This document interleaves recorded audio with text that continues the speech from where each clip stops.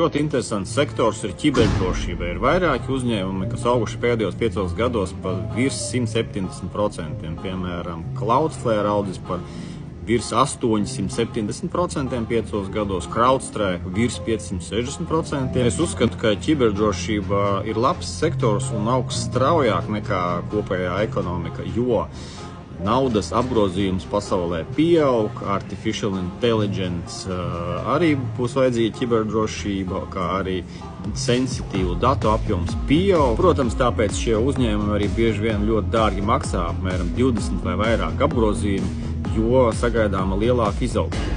Ielikšu jums tabulas, kur ir redzami lielākie spēlētāji gan pēc apgrozījuma pieauguma, gan pēc rentabilitātes.